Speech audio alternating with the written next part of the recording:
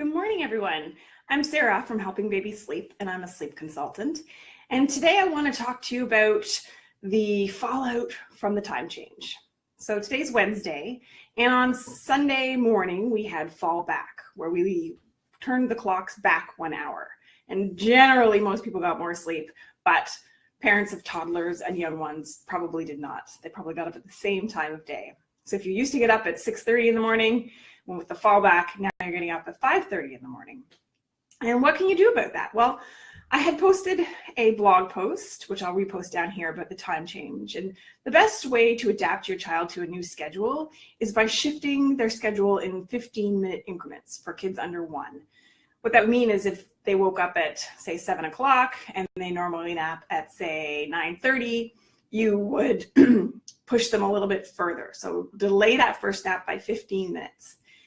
That's the only nap of the day that you keep them awake a little bit longer for, a little bit longer than maybe they're a little bit more uncomfortable, a little bit fussy, but you push that back because you've given them the entire rest of the day to recoup that lost sleep. And the effect of that is then that your bedtime is pushed back by 15 minutes. And over 4 days, you can slowly shift the amount of time of that wake up by 15-minute increments. Okay, so you tried that, but unfortunately, it's not working. So now you're stuck with a child who's waking up at 5:30 in the morning instead of 6:30. So what can you do about that?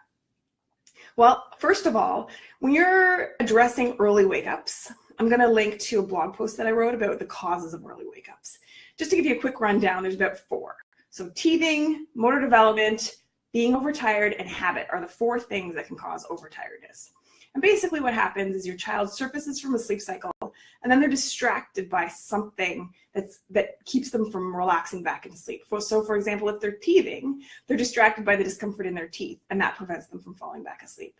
If they're learning a new motor skill, they're distracted by either thinking about it or wanting to practice that new motor skill, and that distracts them from falling back asleep.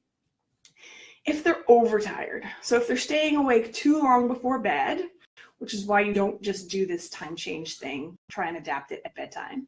If they're staying awake too long before bed, then that will manifest in early morning wake-ups as well. They get up, surface from a sleep cycle, and they're just beside themselves, too tired and restless, and can't relax themselves back into sleep. So let's put the scenario where your child is actually well rested. So she's getting 11 to 12 hours of overnight sleep, because all kids into the toddler years need about 11 hours of sleep. So let's say she's getting that, but she's now stuck with number 4 that we talked about, which is habit. So her body just can't seem to adapt to this new time change. So she's getting up at 5:30. So what can you do? There's a technique called wake to sleep, where you go into their room 1 hour before their habitual wake up. And the idea here is you're trying to just manipulate their sleep cycles a little bit so she's not coming out of the sleep cycle at the same time. So for example, if your child was waking every day at 5:30, you would go into the room at 4:30 and just gently rouse her. You're not trying to wake her up. You're just trying to get her to either sigh or flinch or move somehow to show that she's kind of surfaced from a sleep cycle and now she's going into another one so that she will sleep longer. Just disrupting those habitual cycles that have been waking her at 5:30. Sometimes just going into the room, hearing the creaking of the door can make her shuffle or turn. This can work the first night, but sometimes it takes a couple of nights. So I always say if it doesn't work the first night, give it 3 nights to work. And it is painful because you will be setting your alarm to go in an hour before she normally wakes. So that might be 4:30 instead of the 5:30.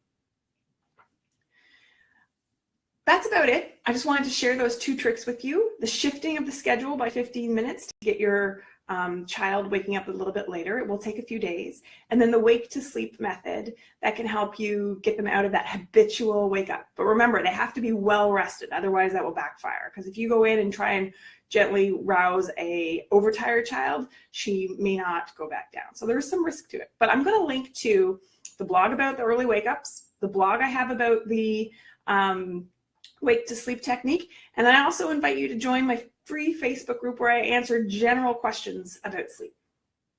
Thanks for watching.